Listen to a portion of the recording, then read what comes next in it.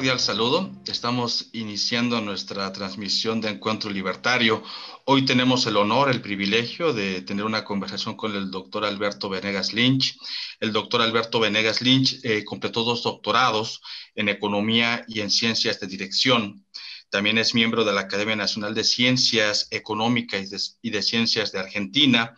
Es autor de 27 libros y presidente del Consejo Académico de la Fundación Libertad y Progreso en Argentina. Doctor, bienvenido, muchas gracias. Gracias a ustedes por la invitación.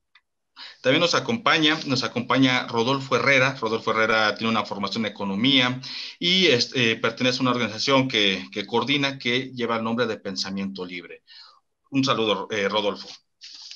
Muchas gracias por la invitación y un gustazo poder estar y el honor de estar con el doctor Venegas Lynch. Muchas gracias.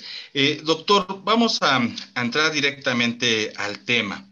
Un tema muy importante es quiénes amenazan la libertad. Podemos suponer que quienes amenazan la libertad son los tiranos, son los totalitarios, los demagogos, pero también muchas veces son las convicciones que se disfrazan de argumentos. Yo le quiero preguntar, ¿cómo podemos unir fuerzas los libertarios ante un enemigo en común? ¿Cómo podemos unir fuerzas los libertarios que tienen diferente vertiente y postura?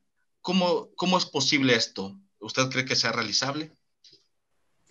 Bueno, yo creo que hay 2 capítulos en esto. Un capítulo, cuando hablamos de los adversarios, yo creo que hay 2 tipos o 2 formas de ser adversario. Uno son la gente de buena fe, honestos intelectuales, que quieren lo mismo que nosotros, pero que debido a defectos en la comunicación nuestra, la de los liberales, no hemos sido capaces de transmitir con la suficiente claridad la idea. Como tendemos a ser siempre más benévolos con nosotros que con los demás, en lugar de decir por qué los demás no entienden, es mejor decir por qué soy tan inepto para pasar el mensaje, y eso ayuda a hacer los deberes, a pulir la próxima clase, el próximo artículo, ensayo o libro. Esto por una parte. Por otra parte, están aquellos que no aceptan argumentaciones, son dogmáticos y fanáticos, y que es en realidad una pérdida de tiempo el intercambio de argumentos, puesto que no están interesados en recibir argumentos. Pero creo que deberíamos de concentrarnos los liberales en el primer grupo. Ahora, el segundo capítulo de su pregunta es unir fuerzas. Yo diría que también podemos subdividir eso en 2 aspectos. Uno, el aspecto académico e intelectual.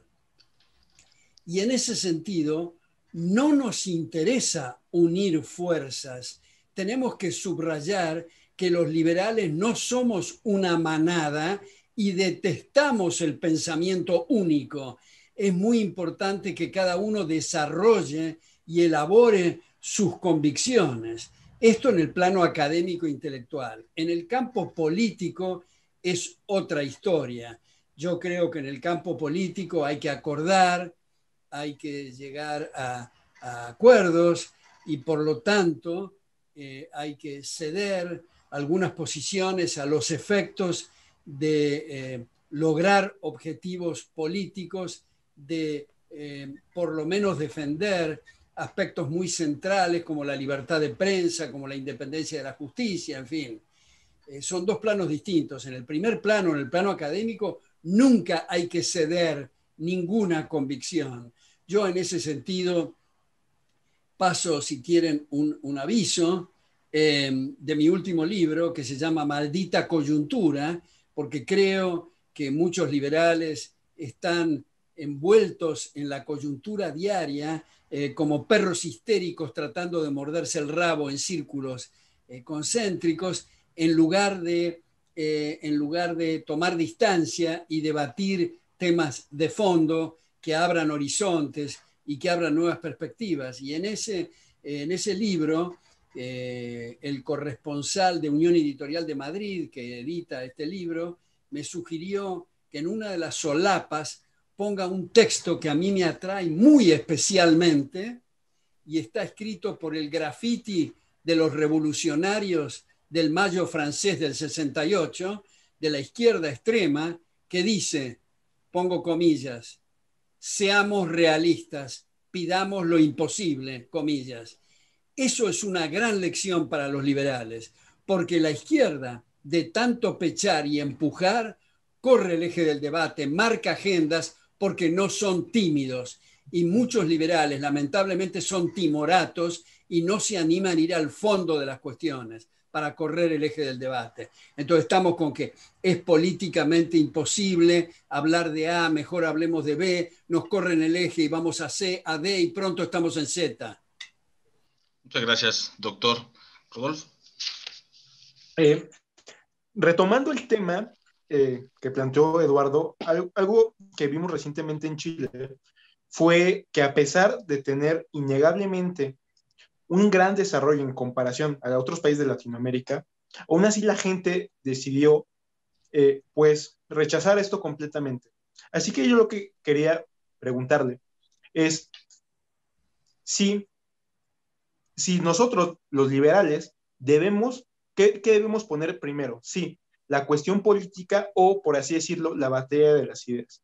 ¿Por qué? Porque puede que tú tengas desarrollado en gran medida la cuestión de las ideas y que sean completamente certeras, pero si tú no tienes el apoyo político, si tú no tienes este apoyo en la población, pues a fin de cuentas, por muy correcto que seas y por muy correcto en lo que estés, no vas a poder desarrollar esto. Así que yo le quería preguntar si hay que priorizar alguna frente a la otra o se pueden llevar a la mano. Bueno, muchas gracias por esa reflexión. Me parece que tiene mucho jugo esa pregunta. Y yo diría lo siguiente, lo principal, lo fundamental es la batalla cultural. Es lo que está ocurriendo de las cejas para arriba. Es el tema de las ideas. Y en ese sentido, acá quiero plantear un primer punto de fondo que no es para timoratos, y es esto. La educación, por su naturaleza, tiene que ser un proceso abierto y competitivo. Nadie, ni usted, ni yo, ni ninguno de los que nos están escuchando, debe tener la facultad de imponer o de insinuar estructuras curriculares. Es un proceso abierto, competitivo, entre las distintas instituciones, se establecen auditorías cruzadas a los efectos de tener la mayor dosis posible de excelencia académica. Por lo tanto, los ministerios de Educación y Cultura son una cachetada feroz a la inteligencia.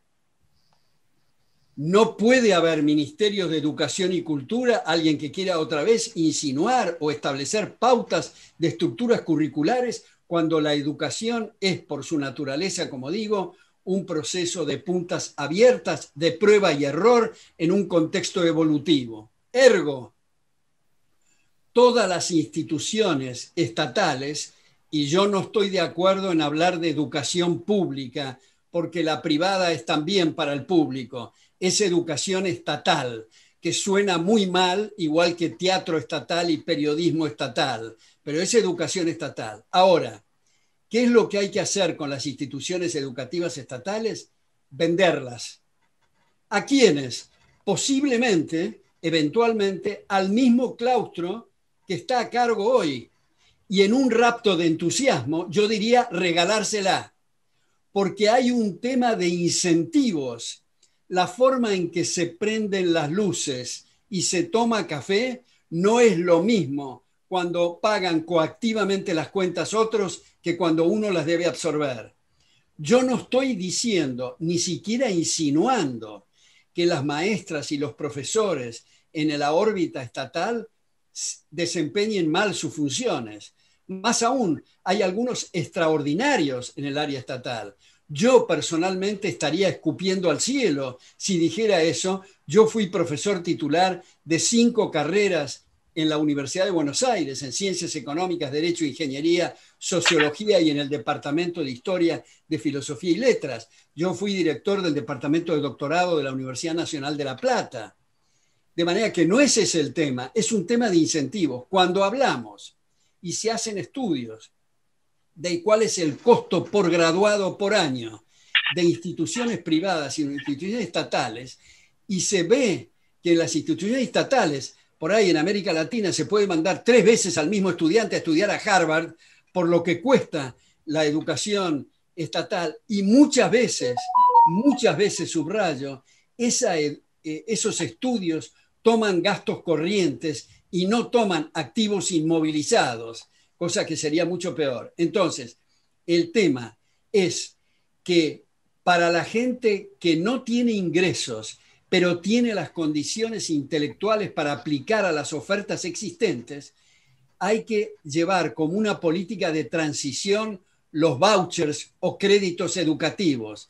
Esto es, para mostrar desde la lógica que hay un non sequitur. Por el hecho de decir que otros tienen que financiar la educación de terceros, no se sigue, no se desprende que haya instituciones estatales, puesto que con los vouchers el candidato elige de todas las privadas la que mejor le agrada.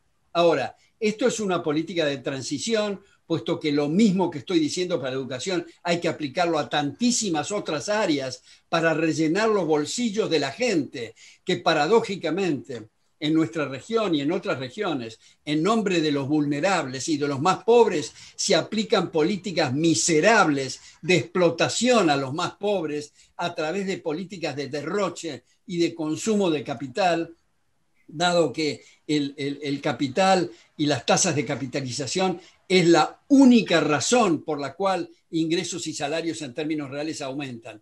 Esa es la única diferencia entre los salarios de Uganda y los salarios de Alemania. No es que los alemanes sean más generosos y más agarrados o amarretes los ugandeses, es que no tienen más remedio que pagar salarios más altos porque las tasas de capitalización lo obligan.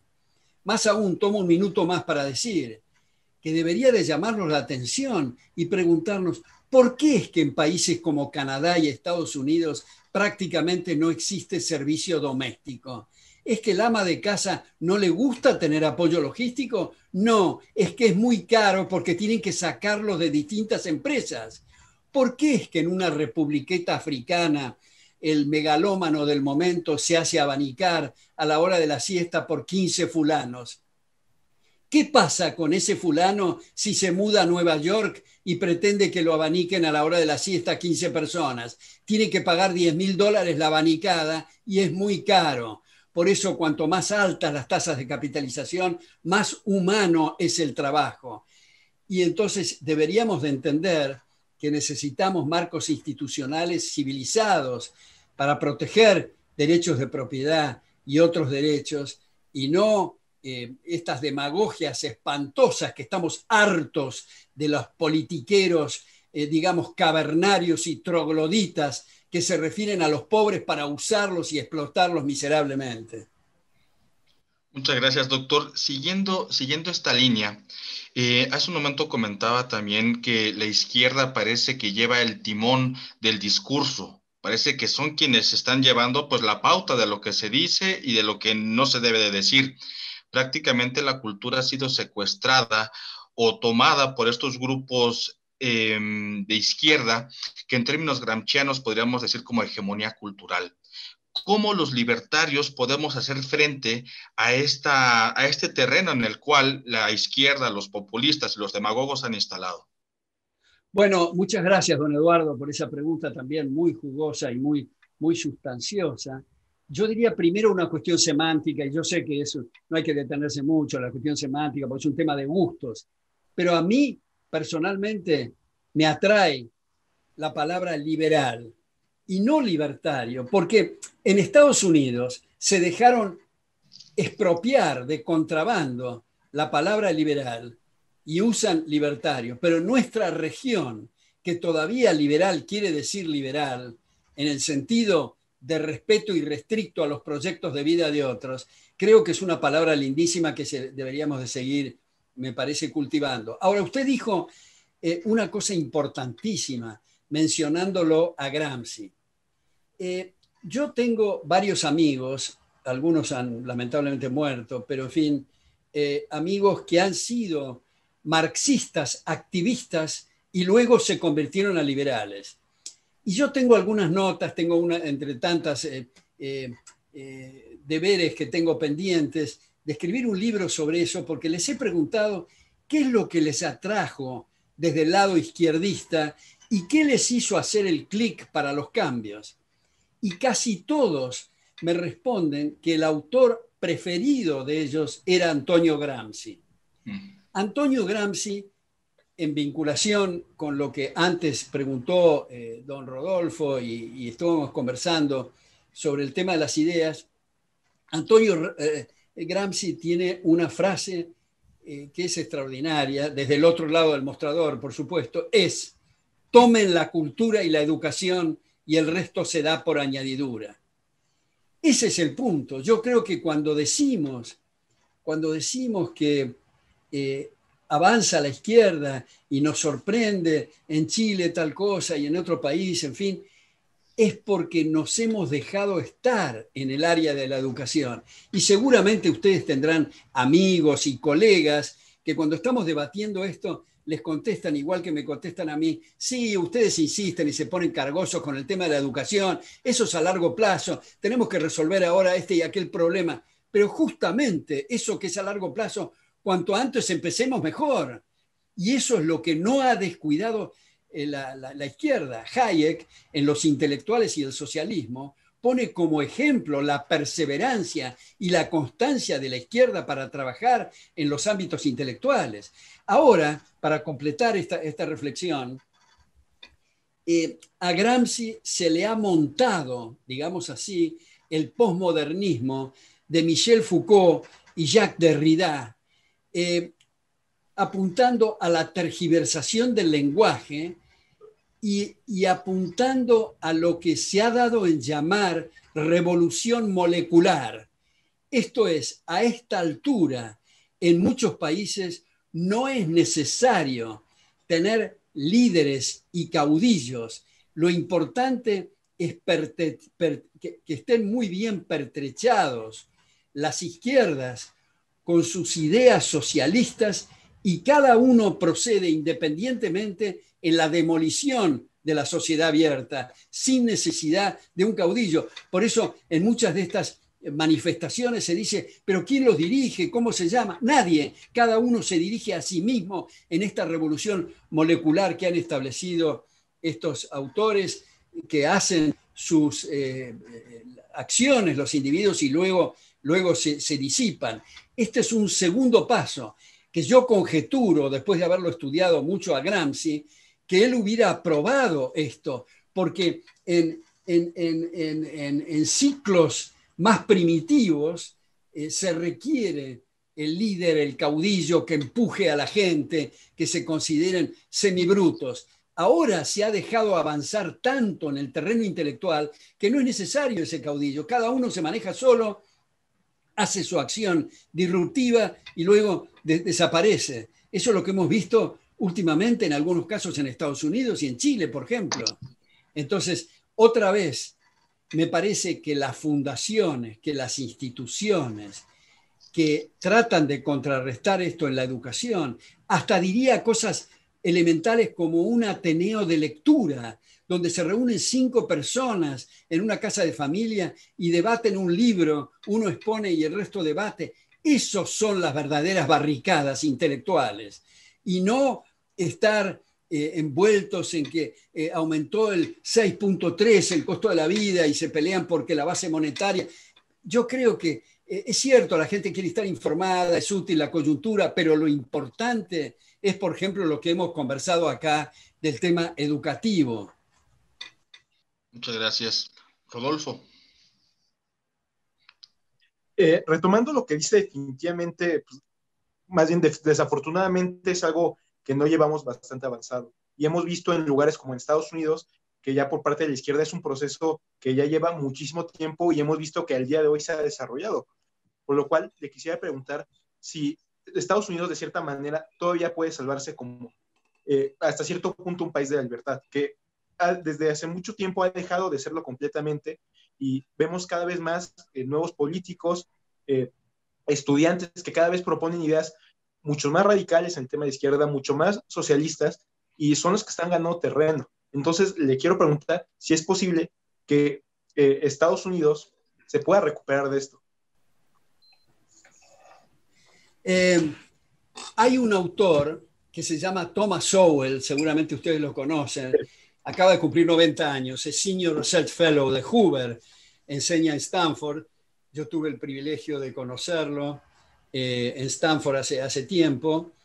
Cuando fui rector de SIADE lo invité a hablar y lamentablemente no pudimos coincidir porque podía un enero, y enero en la Argentina es verano, pero entre sus muchos libros tiene uno que se denomina Inside American Education, ¿no? Adentro de la educación estadounidense.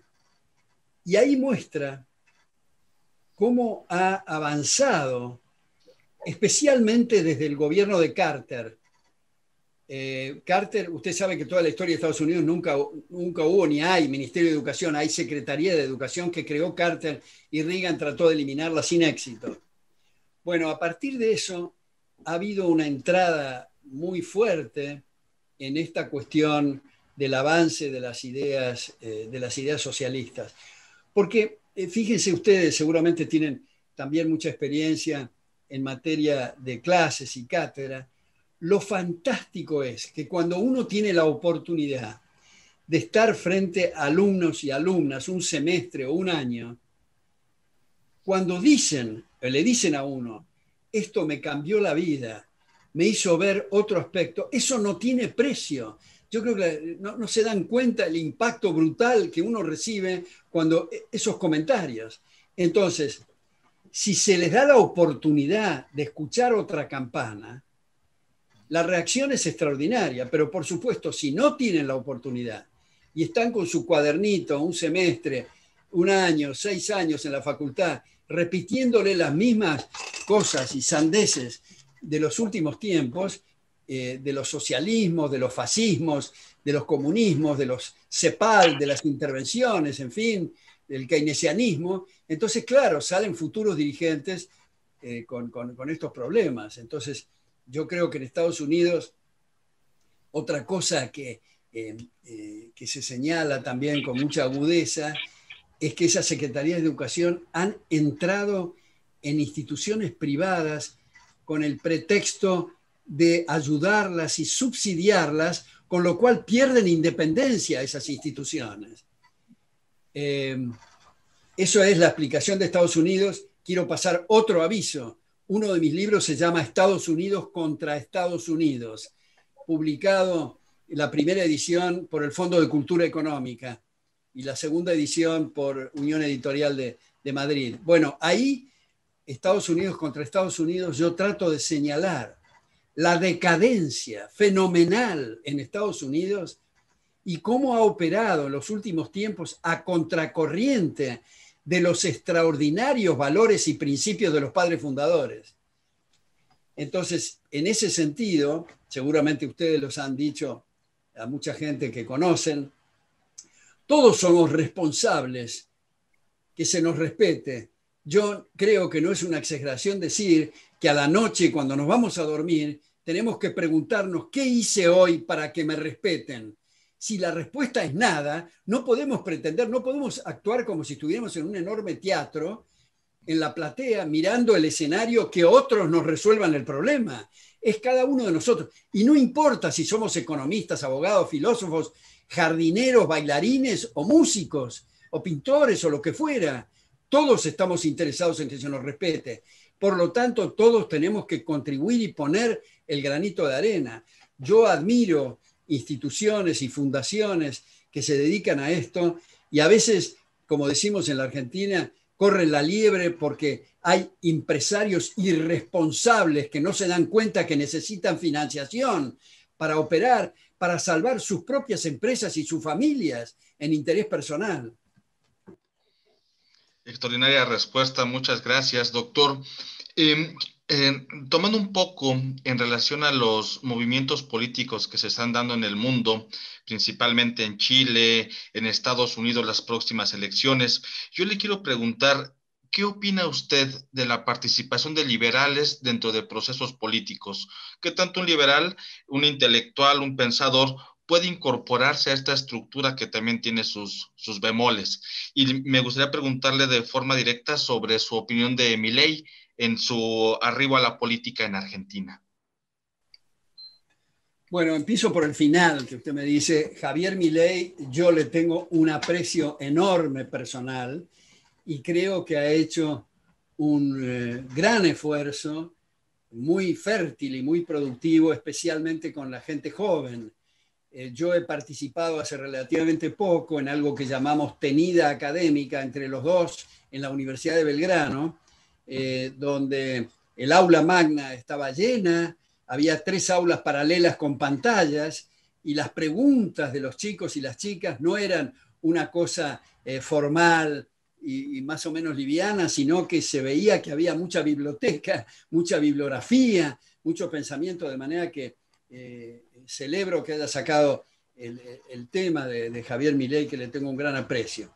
Ahora, respecto de la actuación política, yo tengo mis dudas, porque, por ejemplo, en el caso, porque depende de los distintos países, ¿no? En el caso argentino estamos muy, muy atrasados en la batalla cultural. Hay otro amigo, que no quiero mencionarlo, pero en una fiesta de liberales que se hizo en un bailable que se llama La City en Buenos Aires, esta persona se acercó y me dijo, mira Alberto, quiero ver cuál es tu reacción, estoy por actuar en política. Entonces yo le dije, mira, fulano de tal, te voy a hacer una pregunta retórica. ¿Qué dirías vos que hubiera sido el futuro del mundo si Einstein, en lugar de dedicarse a la física, hubiera sido intendente de Buenos Aires? Entonces él me dijo, bueno, te agradezco mucho el correlato, porque lo que estaba tratando de transmitir es que necesitamos, como el pan, estructuras intelectuales para trabajar, y la política consume mucho tiempo. No es que esto lo esté condenando, yo si soy liberal digo cada uno hace lo que le parece y hay que respetarlo. Sin embargo, en otros países donde se ha avanzado mucho más, no lo suficiente, pero mucho más en la cuestión intelectual, como Estados Unidos, ha podido aparecer una persona con quien he tenido correspondencia por la vía electrónica, y he intentado llevarlo a Buenos Aires sin éxito, es Ron Paul.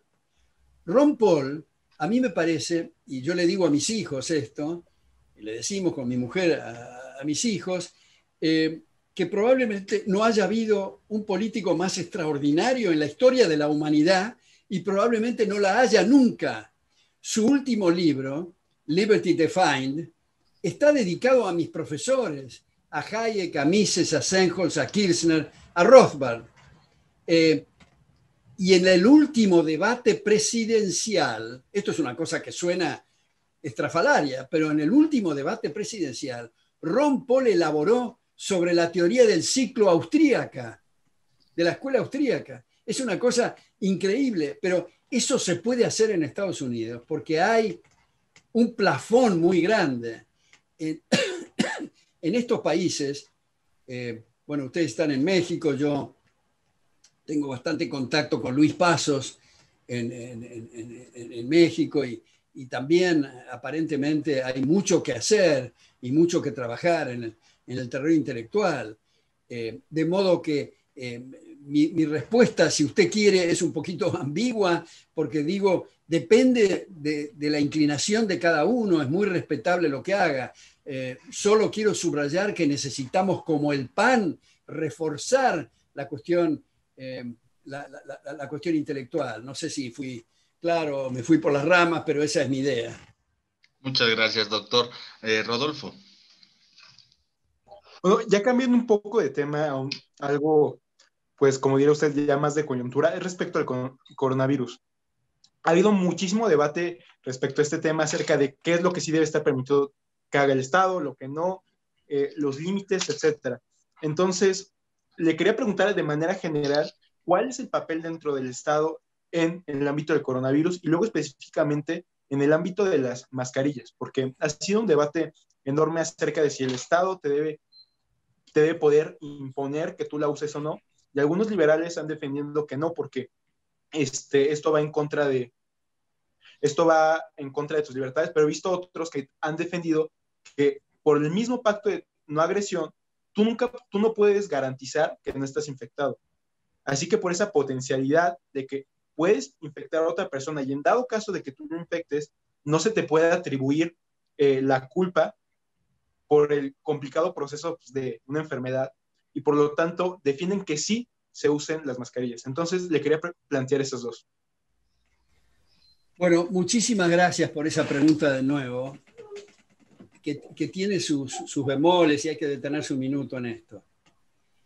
Yo creo que en esta instancia del proceso de evolución cultural, el monopolio de la fuerza que llamamos gobierno es para proteger derechos. Uh-huh. Y si alguien le tira ácido sulfúrico al jardín al vecino, el gobierno debe intervenir para proteger el derecho. Si alguien está emitiendo monóxido de carbono, que está perjudicando los pulmones del vecino, tiene que intervenir el gobierno. En el caso del coronavirus o del COVID-19, el contagio es una lesión al derecho del vecino. Como todos ustedes saben, y es del dominio público, hasta los que han estudiado epidemiología y médicos y científicos están más o menos a los manotazos y desesperados porque no saben bien cómo encarar la cuestión. Lo que sí sabemos, lo que sí dicen los médicos, por lo menos que uno le tiene confianza, es que las reuniones, los gatherings, reuniones sociales fortalecen el virus y lo expanden a terceros que no han participado en esa reunión social. De ahí los problemas de los estadios de fútbol y de los teatros y las idas y venidas y abrimos y cerramos y las escuelas. Yo creo, como ha dicho, entre otros, el médico estadounidense que hace de apoyo logístico en la Casa Blanca, a pesar de que el morador de la Casa Blanca es un personaje muy extraño y que no le lleva mucho al apunte a lo que dice Anthony Fauci, que él dice, igual que otros médicos argentinos, franceses, en fin, que hay que federalizar esto, que no se pueden tratar todos los países de la misma manera y no se pueden tratar las mismas regiones de la misma manera. O sea, descentralizar y federalizar eso. En algunos casos hay que cerrar, en otros casos no hay que cerrar. Hay algunos casos que son rayanos en una producción cinematográfica de Woody Allen, porque, digamos, porque el fútbol tiene un lobby mayor, se permite el fútbol y no se permite a los remeros que están solos en el río, por ejemplo, o los que hacen jogging. En fin, hay cosas que son ridículas. Y más aún, hay algunos gobiernos que han aprovechado el COVID para dar un manotazo adicional a los derechos individuales y han aumentado la deuda, el gasto público, la expansión monetaria, etcétera. Han hecho todo tipo de zafarranchos. Yo estoy concentrándome en la reflexión que usted ha hecho solamente desde el punto de vista de la epidemia. Y creo que el cuadro de situación cambiará radicalmente cuando aparezca la vacuna. ¿Por qué radicalmente? Porque en ese momento ya no tiene nada que hacer el gobierno. Todo el bar, todo el restaurante, todo el lugar bailable, todo el centro comercial que esté preocupado con el tema del virus va a pedir los certificados de la vacuna.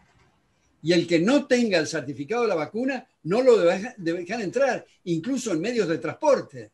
Ya el gobierno no tiene nada que hacer. Pero ahora, frente a esta catástrofe mundial, yo creo que la función de los gobiernos, igual que el paralelo que puse del monóxido de carbono, es respecto del COVID. Yo les confieso a ustedes que a mí no me gustaría estar en la posición de algunos gobernantes que tienen que decidir esto más o menos a los manotazos y a ciegas en algunos casos, y en algunos casos observando con gabinetes y reuniones de expertos en medicina que se contradicen entre sí y no se sabe bien qué hacer.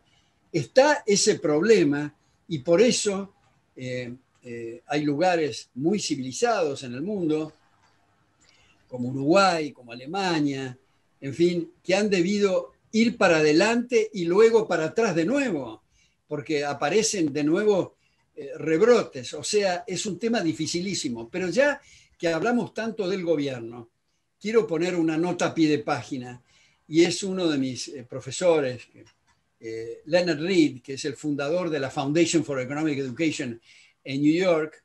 Yo fui becado ahí hace mucho tiempo para mi primera tesis doctoral, ahora no está más en New York, pero en todo caso, él, en uno de sus libros, él dice: yo tengo una gran admiración por los padres fundadores y todo el origen de Estados Unidos, pero creo que se equivocaron en algo, dice Read, y es en usar la palabra gobierno, porque gobierno es para mandar y para dirigir, que es lo que tiene que hacer cada uno con su vida.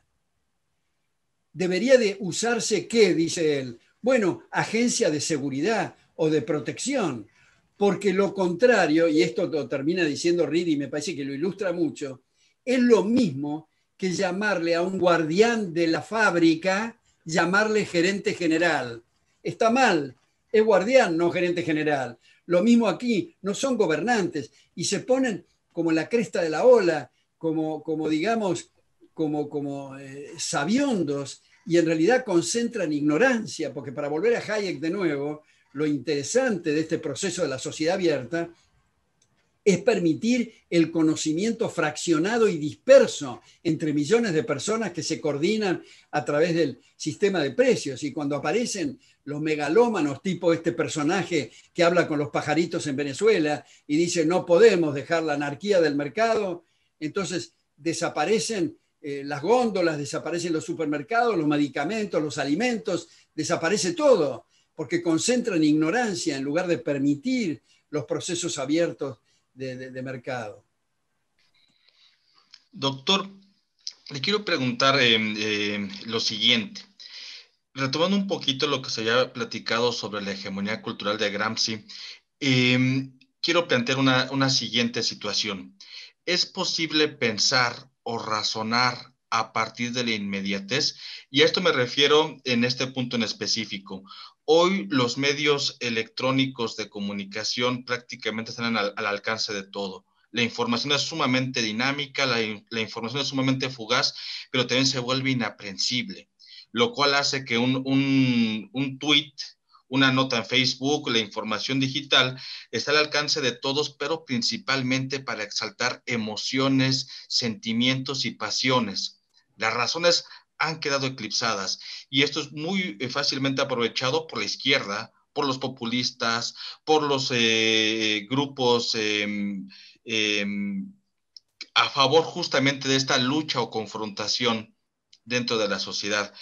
¿Es posible hacerle frente a esta hegemonía cultural adoptada en los medios eléctricos de comunicación? ¿Podemos razonar, podemos presentar argumentos frente a las pasiones? Bueno, antes de contestar eso, quiero felicitarlos a todos por esta reunión y por las preguntas tan sustanciosas, porque me parece que esto, el debate de ideas, el intercambio, es lo que tenemos que tomar como ejemplo para enfrentar los problemas en que estamos. Pero dicho eso, quiero decir que comprendo el espíritu de la pregunta, creo que lo comprendo, pero me parece que debe primar antes que ninguna otra cosa la libertad de expresión, que cada uno pueda decir exactamente lo que le dé la gana. En realidad esto está vinculado al derecho de propiedad, porque cuando hablamos de derecho de propiedad, estamos hablando en primer término la vida, en segundo término el cuerpo. En el tercer término, la expresión de nuestras ideas y en cuarto término, el uso y la disposición de lo que legítimamente nos pertenece. Pero esa expresión libre es muy importante para el conocimiento, porque como ha dicho Karl Popper, el conocimiento tiene la característica de la provisionalidad abierto a posibles refutaciones. Tenemos que estar sentados en la punta de la silla, escuchando. Hay un editor en la Argentina de la revista Perfil que pone el tema bastante de modo popperiano. Él dice, en un debate, el que pierde gana porque se lleva los argumentos de la contraparte. Tenemos que estar atentos a eso. Entonces, yo comprendo que hay mucha, si se quiere, soncera, emoción y no argumentación en distintos medios, pero la forma de contrarrestarlo es salir al cruce con argumentos, pero nunca la censura previa, lo cual no quiere decir que no deban ajustarse en todos los medios, sean orales, escritos, en fin, electrónicos o lo que fuera, a atenerse a la justicia si se ha lesionado derechos de terceros. Pero me parece, y en Estados Unidos ahora hay un debate sobre este asunto del Act 320 con respecto a las plataformas y lo demás. Incluso hay discusiones entre periodistas que por ahí dicen, bueno, pero ¿cómo puede ser que no permitan que se diga tal cosa? Es que si usted y yo somos dueños de determinado medio, vamos a permitir lo que nos da la gana y vamos a rechazar lo que queremos e incorporar lo que nos parece.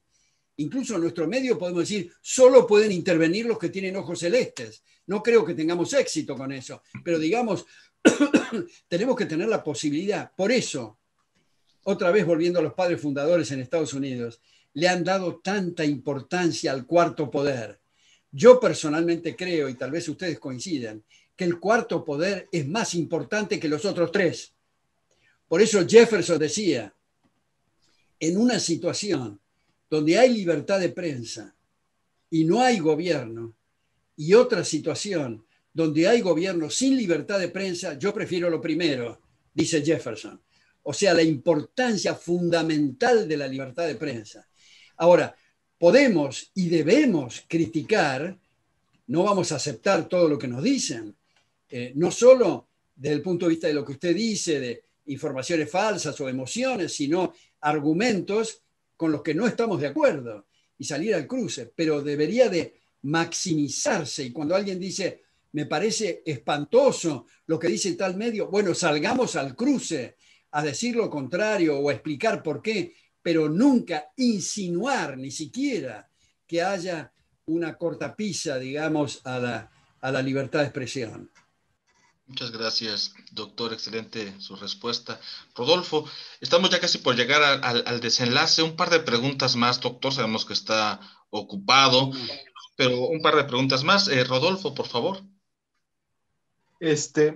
Yo, para que esta sea mi última pregunta, si así lo desean, hay muchísima gente que se está integrando al movimiento de las ideas de libertad, del libertarismo. Perdón, discúlpeme que le interrumpa, no le escuché bien. ¿Cómo me dice? ¿Cómo dice? No. ¿Ahora me escucha? Sí. Que recientemente ha habido una cantidad considerable de gente que está tratando de incorporar al movimiento libertario, al movimiento de la batalla liberal. Pero desafortunadamente en muchísimas ocasiones pues hay muchísimo conflicto entre nosotros los liberales. Y eso ha inhibido a muchísimas de estas personas jóvenes que realmente no saben, no tienen una guía a dirigirse respecto a ideales, porque hay tanto conflicto respecto a cierto tema dentro de nosotros. Incluso llega un punto donde el debate se vuelve más brutal, se vuelve más vicioso que incluso con personas socialistas o con ideas completamente contrarias. Así que yo le quisiera preguntar, ¿qué consejo les daría pues, a estas nuevas generaciones que están entrando a las ideas liberales? ¿Y qué consejo también daría para tratar de evitar estos conflictos que igual en algunas ocasiones sí pueden ser positivos, pero más veces que no, igual terminan en simplemente nada. Bueno, también, antes de responder eso, quería decirles, si fuera posible, dadas las preguntas tan jugosas que han formulado y tan gratificantes y estimulantes, me gustaría, si una vez que editen y publiquen esto, si lo pueden subir a mi nombre a YouTube, además de otras cosas que hagan, a los efectos de poder utilizarlo con otros grupos por razones didácticas, ¿no? Y seguramente ustedes tienen conocimientos técnicos para que el audio esté bien alto y todo eso. Si tuvieran alguna dificultad en esta institución que yo presido, el Consejo Académico Libertad y Progreso, hay gente que lo corrige y aumenta el audio enseguida. Si me preguntan, yo les digo en su momento, y si no es necesario, bueno, pero estoy muy estimulado con las conversaciones con ustedes dos. Ahora, esa pregunta también es muy importante, porque efectivamente usted ha usado la expresión debates con características brutales. Efectivamente, yo, si bien es cierto, insisto en que los liberales no somos una manada y detestamos el pensamiento único, tenemos que acostumbrarlos a intercambiar de forma civilizada. Justamente, yo creo que el progreso está dado porque el señor A dice determinada cosa y B lo corrige y dice otra, y así vamos mejorando todos nuestras respectivas posiciones. Creo que el debate y el intercambio de ideas no debe ahuyentar a la gente, sino hacerlo de una manera que sea atractivo y mostrar que somos mentes abiertas, que somos respetuosos. Pero admito, y me consta, en el caso que usted está marcando, hay algunos personajes, pocos por suerte, que están movidos por la envidia, por los celos, y que quieren poner palos en la rueda y hacer asuntos personales cuando se trata de debatir ideas. No se trata de Juan o Pedro, se trata de esta o aquella idea. Creo que en ese sentido debemos dar el ejemplo en esto. Yo comprendo que en algunos extremos se pierde la paciencia, pero hay que tratar de mantenerla y mantener el idioma y las formas y los modales de manera cordial, aunque no haya acuerdos. Estoy seguro entre nosotros, si escarbamos en algunas cosas de detalle, vamos a encontrar disonancias y desacuerdos, pero benditos sean en eso. Si nos tratamos con respeto y casi diría con afecto, es importante subrayar eso. Incluso yo en mis clases tengo un latiguillo cuando empiezo la clase y digo, si no están de acuerdo, discútanme, si no queda claro, por favor, interrúmpanme, pero si ustedes creen que están de acuerdo y que soy claro en lo que estoy diciendo, hagan de abogado del diablo, porque el ejercicio del abogado del diablo es muy útil, porque a veces uno dice algo que aparece ser muy claro, pero cuando empieza el debate resulta que hay que pulir algunos aspectos y no hay ningún mejor método para aprender que enseñar. Entonces el intercambio con los alumnos y eso ayuda mucho. Y a veces, sobre todo en clases presenciales, ahora no tanto en Zoom, pero hago dividir la clase en dos y pongo un tema y los estimulo a que debatan entre sí, aunque no crean lo que están diciendo, que usen los argumentos contrarios del otro a los efectos de ejercitarse en el debate, en la capacidad de hablar por turno, de no interrumpir ni pisar el argumento del otro, en exprimir las neuronas, digamos, en esto, ¿no? Pero agradezco mucho esa pregunta también porque somos pocos, digamos, los liberales, peleas inútiles, me parece, y algunas reflexiones que no deberían de incorporarse, pero es debido a cuando alguien sobresale. Hay otros que lamentablemente destilan cierto ácido de envidia, y creo que eso es muy perjudicial para todo el grupo y para los espectadores, sobre todo la gente joven que está mirando esto. Es un desperdicio de tiempo y de energía, me parece. Muchas gracias, doctor. Una última pregunta, y esta quiero partirla de lo siguiente. Hace un momento comentaba usted de la importancia que tienen algunos maestros que cambian la vida justamente de sus alumnos al presentarles una forma de comprender la realidad distinta. Creo que lo que necesitamos mucho, llevándome como un breve resumen de lo que nos ha compartido, es una buena educación y buenos maestros. Qué envidia de aquellos alumnos suyos, doctor Alberto Venegas Lynch, qué envidia a todos aquellos que les ha cambiado la vida, pero bueno, estas herramientas permiten justamente crear estos nuevos puentes. Yo le quiero preguntar, nada más ya por último, ¿qué tan importante es la filosofía en este momento? ¿Qué tanto necesitamos reivindicar esta pequeña palabra que engloba tantas cosas? Bueno, también eso es muy, muy importante y daría para mucho, pero estamos corridos un poco por el tiempo, por lo que me dice. Pero primero le quiero agradecer la generosidad de lo que dijo usted al principio respecto a mis alumnos y alumnas.